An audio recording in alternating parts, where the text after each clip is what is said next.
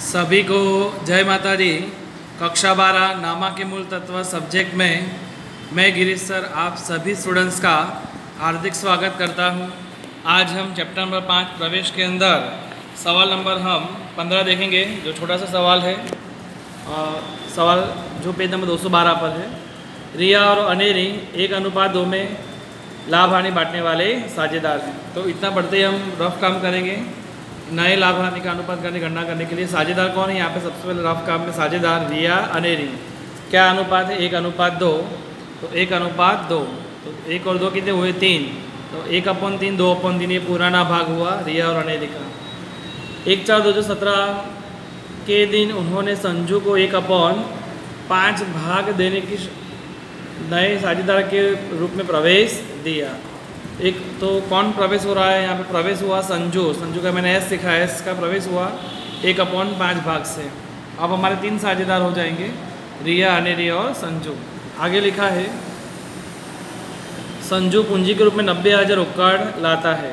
अनामते पुनः मूल्यांकन खाता का लाभ और ख्याति का समाज लिखने के बाद रिया और एक और गलत छपा, यहाँ पे अनेरी आना चाहिए। रिया और अनेरी बराबर। रिया और अनेरी की पूंजी क्रमशः 1.5 लाख और 2 लाख की थी। और साझेदार ने निश्चित किया है कि नई पीढ़ी की कुल पूंजी भी 4.5 रखनी है, जो नए लाभ हानि के प्रमाण में रखनी है। कौन से अनुपात में रखनी है? नए लाभ हानि के प्रमाण में। साझेदार आपस में रोकड़ लाएंगे या ले जाएंगे। पूंजी खाता तैयार कीजिए। हमें यहाँ पे केवल क्या बनाना है? पूंजी खाता बनाना है। तो बनाते हैं। और यहाँ पे नए लाभ हानि के प्रमाण में पूंजी रखनी है, तो नया लाभ हानि का अनुपात भी ढूंढना पड़ेगा हमें। सबसे पहले हमारे पास रिया और अनेरी 1:2 में लाभ हानि बांटने वाला साझेदार है, तो उसका पुराना भाग मिला हमें।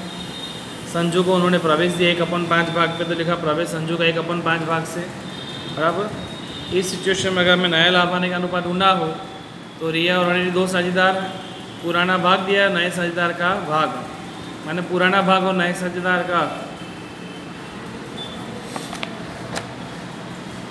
भाग दिया हो। तो फर्स्ट मेथड आती है हमारी नया अनुपात ज्ञात करने की, शेष लाभ का भाग वाली। तो शेष लाभ का भाग का सूत्र क्या था? कुल भाग माइनस नए साझेदार का भाग। कुल भाग कितना है? 1। नए साझेदार का भाग कितना? 1/5। 5 एकम 5, 5 में से गए तो 4/5 हुआ।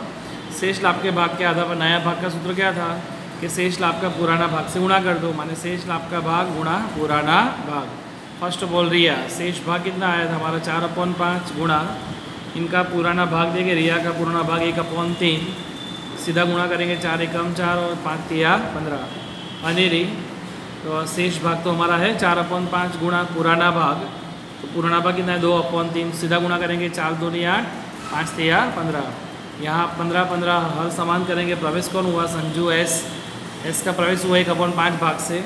अगर अपन में 15 है, यहाँ 15 है, यहाँ 15 है, तो यहाँ 15 लाने के लिए मुझे 5 को 3 से गुणा करना पड़ेगा। तो ऊपर भी 3 से गुणा करेंगे, तो ऊपर नीचे 3 से गुणा करना पड़ेगा। 3 एकम 3 और 5 तिया 15 हो गए 4, 8 और 3। हमारा नया अनुपात जो है वो 4, 8, 3 है बराबर। आगे देखते हैं, नया अनुपात ढूंढ लिया। अब करना क्या है देखते हैं क्वेश्चन में। उन्होंने लिखा आगे सवाल में, संजू पीढ़ी पूंजी में के रूप में 90,000 रोकड़ लाता है।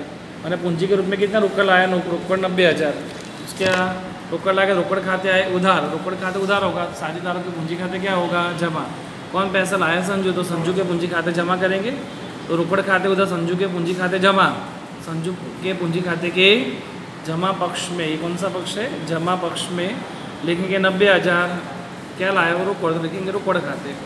अब एक बार फिर से क्या लाया यहाँ पे? संजू 90,000 रोकड़ लाता है, रोकड़ लाता है, रोकड़ आती है, रोकड़ खाते उधार, और संजू के पूंजी खाते जमा। माने पूंजी खाते के जमा पक्ष में लिखेंगे 90,000 रोकड़ खाते।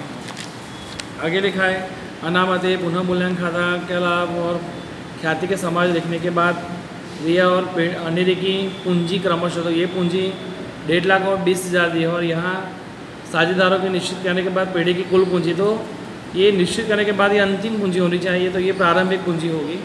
रिया और अनेरी की पूंजी क्रमशः कितनी है? 1.5 लाख और 2 लाख। आप जानते हैं पूंजी कहाँ जाती है? पूंजी खाते के जमा पक्ष में लिखेंगे शेष आगे लाए। रिया की 1.5 लाख और अनेरी की कितनी है? 2 लाख। बुक में दी है 1.5 लाख और 2 लाख। अब क्या है? साझेदारों ने निश्चित किया है कि नई पीढ़ी की मान नई पीढ़ी की जो पूंजी है वो अंतिम पूंजी है, यहाँ पे अंतिम पूंजी दे दी है। यहाँ सवाल में ट्विस्ट हुआ, अलग हुआ सवाल, सभी से आगे जो सवाल सिखाए उससे यहाँ ये सवाल अलग पड़ता है कि नई पीढ़ी की कुल पूंजी, मान नई पीढ़ी की पूंजी माने अंतिम पूंजी हुई 4.5 लाख की है, जो कौन से अनुपात में रखनी है, नए लाभ आने के प्रमाण में। इससे हमने लाभ आने के प्रमाण की गणना की। मान नई पीढ़ी की कुल पूंजी 4.5 लाख है, तो हमने नई पीढ़ी की जो कुल पूंजी 4.5 लाख, उसे कौन सी पूंजी कहेंगे, अंतिम पूंजी, जो नए अनुपात में रखनी। तो नया अनुपात कौन सा था, 4/8/3 टोटल 15, तो 4/15 8/15 3/15 से भाग दो, 4.5 लाख गुणा 4/15 21, 8/15 करेगा तो 2 40 और 90,000, ये अंतिम पूंजी है। तो आप जानते हो अंतिम पूंजी हम पूंजी खाते के उधार पक्ष में, कौन से पक्ष में, पूंजी खाते के उधार पक्ष में अंत में लिखेंगे, शेष आगे ले गए। यहाँ से अंतिम पूंजी निकलती थी हमारी, जो यहाँ दे दी है, सवाल अलग हुआ थोड़ा, अंतिम पूंजी जो दे निकाल देते हैं, जबकि यहाँ पे अंतिम पूंजी हमें दे दी है। तो लिखेंगे यहाँ पे कितनी है, 1 20 2 40 90, तो 1 20 2 40 और 90,000 की हमारी पूंजी है। आगे उन्होंने लिखा है कि साझेदार आवश्यक रुक कर लाएंगे या निकाल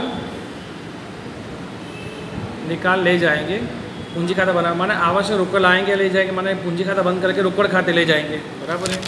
माने हमारा पूंजी खाता में आपको एंट्री आएगी नहीं, जैसे कि ये 1.5 लाख है जबकि 1 20 है, तो कौन सा अधिक है, रिया का जमा पक्ष का टोटल ज़्यादा है, तो हम यहाँ लिखेंगे 150,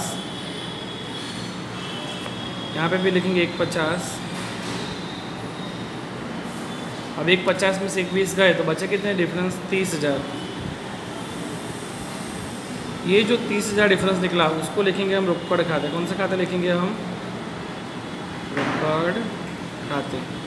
ठीक, वैसे अनेरी का देखते हैं। अनेरी का टोटल ये 240 है जबकि ये 2 लाख, कौन सा अधिक हुआ, 240। तो जो अधिक है वो दोनों पक्ष में लिखेंगे 240, यहाँ पे भी लिखेंगे हम 240, जबकि जो डिफरेंस निकला हमारा 40,000 का, इस 40,000 को डिफरेंस को हम लिखेंगे रोकड़ खाते।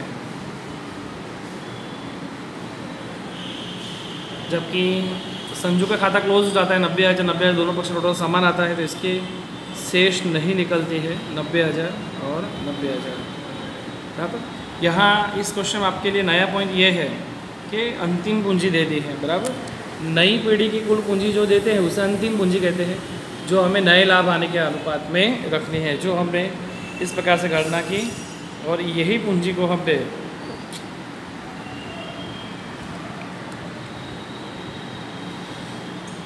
पूंजी खाते उधार में रखा, शेष आगे ले गए रूप में, खाता बंद किया, उधार में भी डिफरेंस निकला उसे भी रोकड़ खाते ले गए, जमा पे डिफरेंस निकला उसे भी रोकड़ खाते ले गए, बराबर।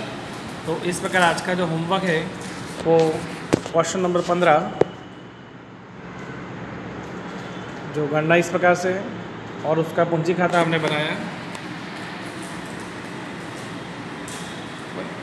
टोटल होमवर्क इस प्रकार से रहेगा। होमवर्क क्वेश्चन 15 और उदाहरण 26, थोड़ा अलग से दिया है, उदाहरण 26 देख लेना, अच्छा उदाहरण है। होमवर्क क्वेश्चन 15 उदाहरण 26। सभी को जय माता दी।